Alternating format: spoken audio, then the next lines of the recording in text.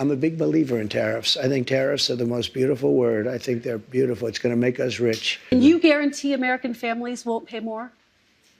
I can't guarantee anything. I can't guarantee tomorrow.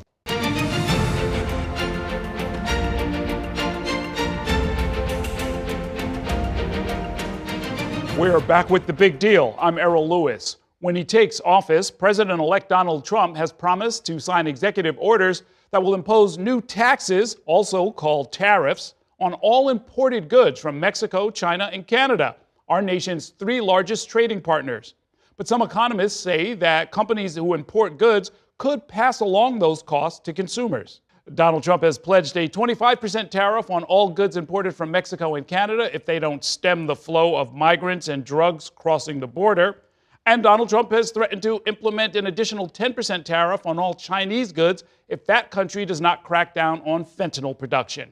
On NBC's Meet the Press this week, Donald Trump was asked about the effect his plan could have on American consumers. Here's what he had to say. I'm a big believer in tariffs. I think tariffs are the most beautiful word. I think they're beautiful. It's going to make us rich. Can you guarantee American families won't pay more? I can't guarantee anything. I can't guarantee tomorrow. Joining me now to talk more about the economic impact of tariffs is Mary Lovely, a senior fellow at the Peterson Institute for International Economics. And Mary Lovely, let me ask you, the president-elect says that he does not believe economists who are predicting that added costs on imported goods would lead to higher prices for American consumers. But doesn't that always happen when a tariff is implemented? Walk us through some of the items we should expect to see go up in price. So first of all, it definitely is something we saw in the first trade war under the first Trump administration. You know, careful analysis of what we pay at the border showed that 100% of those tariffs were passed forward, meaning that it was U.S. importer who bought it. Companies then decided how much of that to pass through to consumers. So this time around, we will expect to see increases. First of all, of course, autos, so important to the Canada-Mexico-U.S. relationship. Some automobiles pass through borders more than 7 times in the course of production. So it's not even clear how we would administer those tariffs. When we look at China, we're looking not only at a lot of things that our companies use to stay competitive, but also a lot of things that we see in the stores, things like toys, footwear, home goods. All those would see price increases. So now, what happens on the question of exemptions? My understanding is that during that first Trump administration, lots of companies hired lobbyists and then asked for an exemption from this or that tariff, and that this happened not once, not dozens of times, but tens of thousands of times. Yeah, I think they're going to see, if they allow exemptions, and exemptions were really pared back under the Biden administration. So if the Trump administration opens that door, they're going to be swamped with requests for exemptions because U.S. companies, and it's mostly companies who get these exemptions, they have to argue that it would really reduce their competitiveness, make a business case to receive that ability to avoid the tariff. So yeah, they're going to be swamped with exemptions. And of course, that opens the door to thinking about who can afford lobbyists. What about small businesses? What about medium, family-owned enterprises? Are they going to be able to participate in this as well as the big companies? Yeah, in fact, I wanted to bring that up. Donald Trump's tariffs could also affect American businesses that don't really import goods. I want to play a soundbite from an interview that our North Carolina station did with a local furniture store about why he worries about tariffs. Let's listen to that. If we're spending our money on, higher money on food and groceries, we may not buy a leather sofa or a new sectional. So even though my prices may not be as affected as much, my customer's ability to spend money with me might be. So it's important to note that consumers are going to have even less in their pockets to spend on things like new furniture. If they're going to have a price squeeze all around like that, once again, should we just expect there to be inflation, for lack of a better word? Well, a lot of people in the Trump sphere argue that it's a one-time price increase, that, if we put a 60% tariff, for example, on China, those prices will go up. and that's not inflation. But that's not how it's going to feel to the consumer. What the consumer is going to see is this week, the price of vegetables coming from Mexico is more expensive. Next week, it's going to be increases in the price of washing machines or room air conditioners.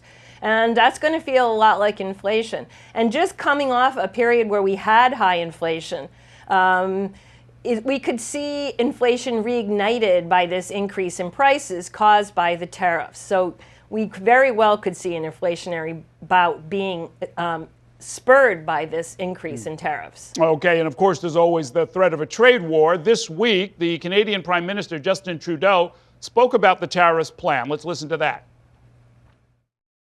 President-elect Trump got elected on a commitment to make life better and more affordable for Americans.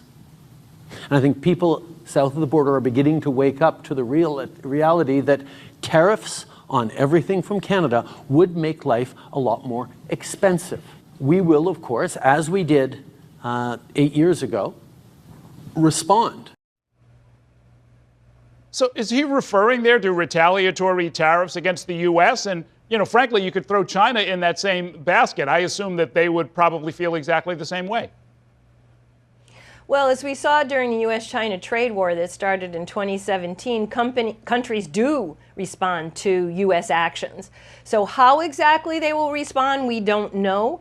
It is the Prime Minister of Canada there hinting that they will retaliate with perhaps tariffs. This is actually sad news for U.S. exporters. The United States is the second largest manufactured good exporter in the world. We're an exporting superpower.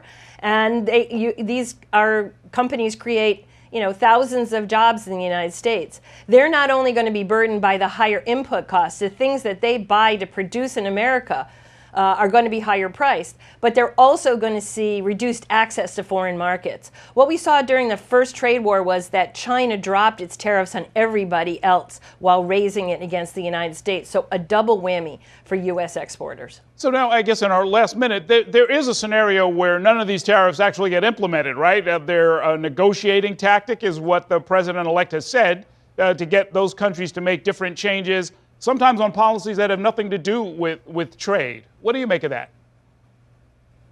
Well, this is a technique that President Trump thinks works for him, and it may have he may have some ability to make threats against foreign countries to get them to do what we want.